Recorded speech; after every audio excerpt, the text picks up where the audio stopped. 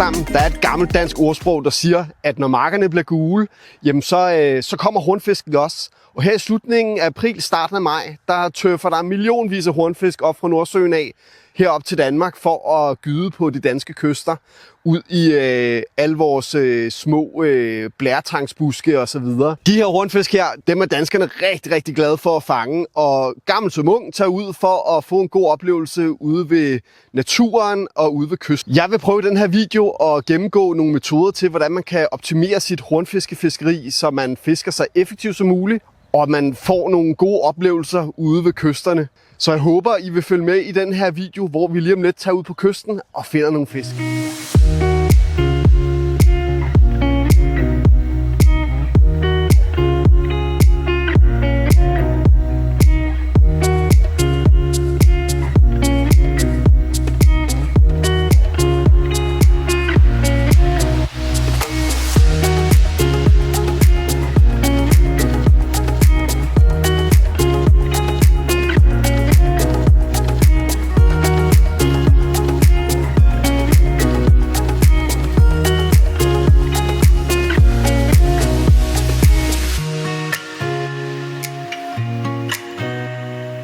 Der skal vades lidt hen over sandrevlen, men til gengæld, når man kommer ud på lidt dybere vand, så er det klart der, hvor hornfiskene de står.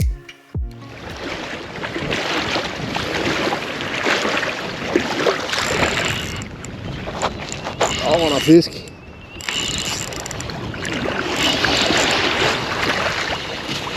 Ui.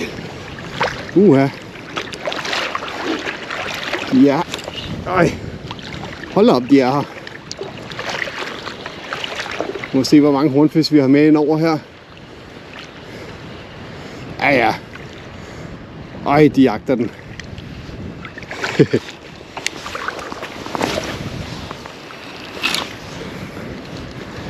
Nu vil vi lige prøve at se, om vi kan få en til at dumme sig på enkeltkrogen. Der var hug der. Der var der en. Ja, ej, prøv at se, hvor mange der kommer efter hen over sandet.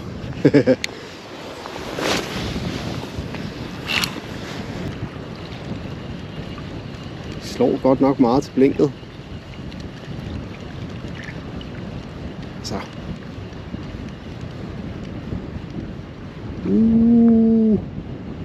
5, 6, 7, 8, 9, 10.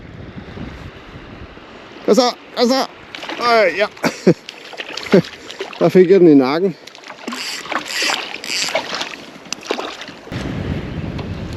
Den tager vi lige ud igen. Sådan. Farvel med dig. Når man fisker hornfisk, så vil man opdage, at nogle gange så sidder krogen altså andre steder, end hvor munden egentlig er.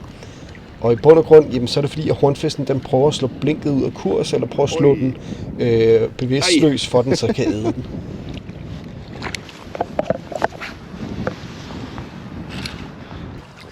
Øj, de slår til blinket. Der var den. Ja, prøv lige at se, hvor mange hornfisk der kommer sammen med. 4, 5, 6, 7 stykker. Ja.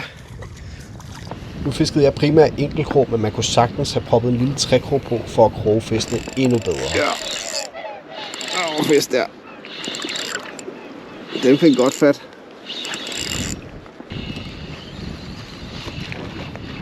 Ej, prøv at se, hvordan de følger med, hornfiskene.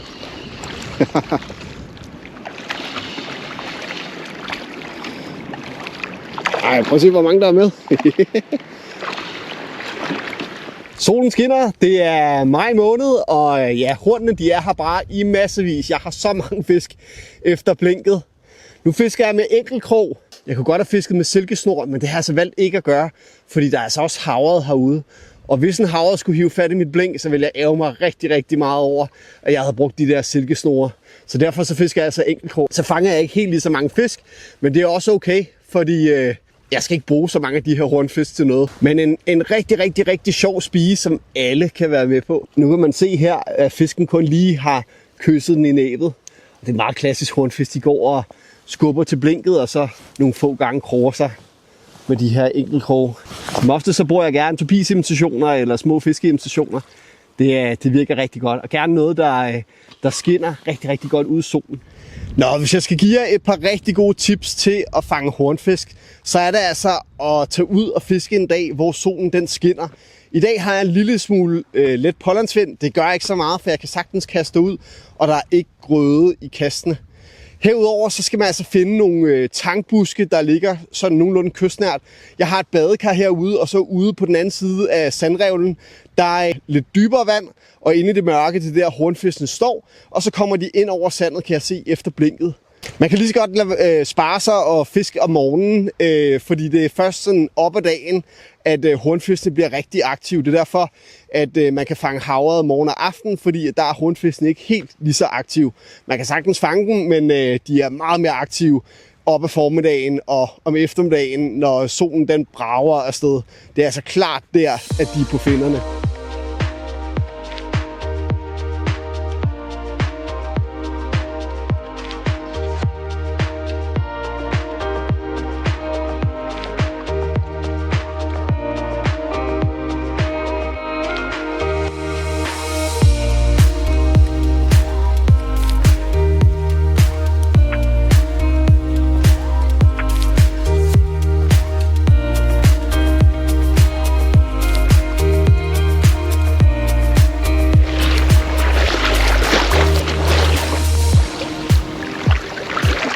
Nå, så nu vil vi lige prøve det her igen.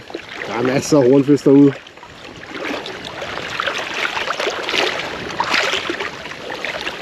Når man fisker hornfisk, så kan man så sagtens bare sætte turbo på blinket, fordi hornfiskene er altså hurtigt nok til at komme op og nå det i hvert fald. Øj, de slår til blinket. Der var den. Ja, prøv lige at se, hvor mange hornfisk der kommer sammen med. 4, 5, 6, 7 stykker. Ja. Der er simpelthen så mange hornfisk. Det er jo helt utroligt. Øj, der er også hornfisk efter her. Ja. Ej, kom. Øj. Jeg ved ikke med jer, men jeg bliver i hvert fald lidt nostalgisk, når jeg går og fisker de her hornfisk her, fordi jeg ikke har gjort det særligt tit, og det er noget, der minder mig om mine teenageår, da man egentlig startede med at fiske. Kom så. Altså, jeg har 10 hornfisk efter hver gang.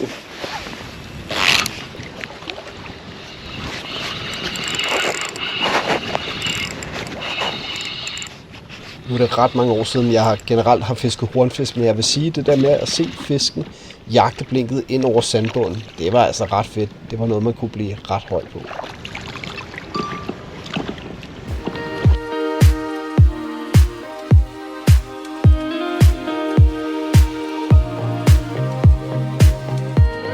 Jeg smed dronen i vejret for egentlig at se, hvor mange hornfisk har jeg egentlig efter ind over sandbunden her. Og som I kan se på de her optagelser her, så var der altså ret mange stimer, der er henne og kigge på blinket, der følger efter. Og er henne og kigge og måske lige nive lidt, uden at få ordentligt fat. Det er sket ret mange gange.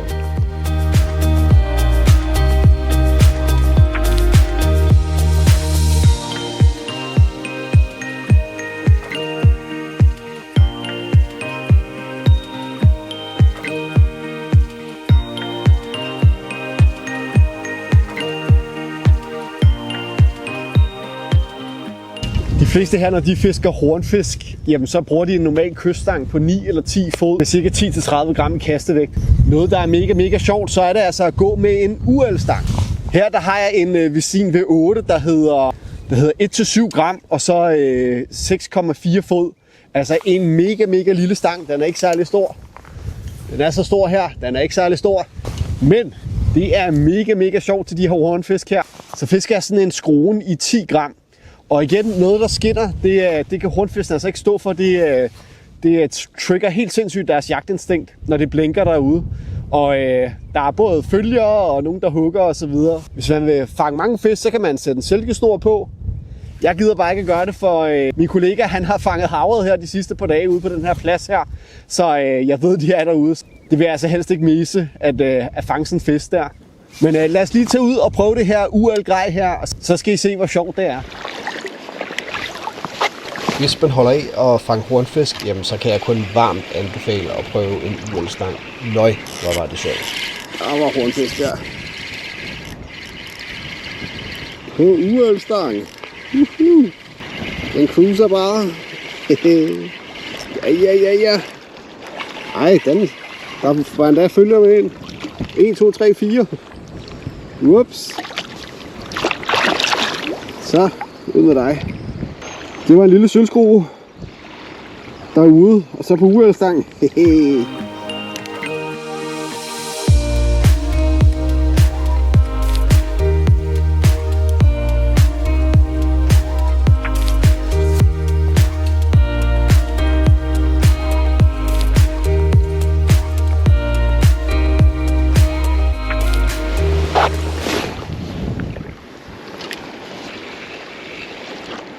Ui, rundfisk, endnu foran.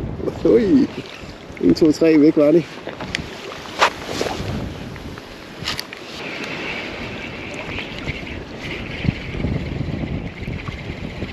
Så har jeg skudt. Ui, det var sgu en hornfisk, tror jeg.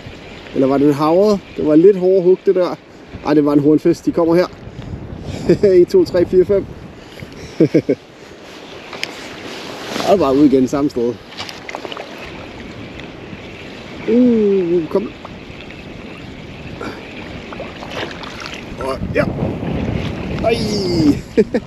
Fordi jeg fisker enkeltkrog, så misser jeg altså også en del fisk, men det gør altså ikke så meget, fordi det er bare hornfisk, og der er 1 milliard af dem. Så det kan jeg godt undre, at jeg ikke prøver dem alle sammen.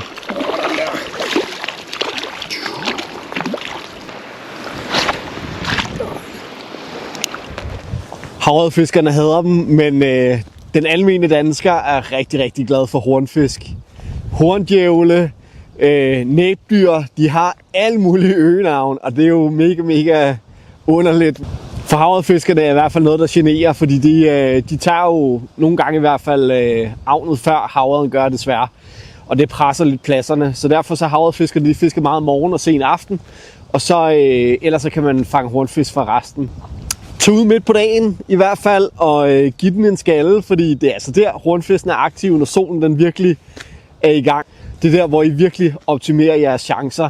Og så find nogle kystpladser, det er lige meget om det er mole, eller det er vadefiskeri i vaders, eller hvad filen det er. Det handler om, det er, at I skal have de der blæretangsbuske sådan forholdsvis tæt på, hvor hornfiskene de går ind og gyder i det område der. Så er hornfiskene der i hvert fald 100%. Så er det bare at tage ud og fange en hornfisk på blink, eller bombarderflue, eller små sildestykker efter et lille bobleflod, eller kyllingehjerter er der sågar også nogen, der fanger ret godt med hornfisk på, og det kan være ret sjovt. Jeg håber, I kan bruge de her små fifs til noget, og ellers så ønsker jeg bare knæk og bræk ud, fordi tag ud og fang en hornfisk.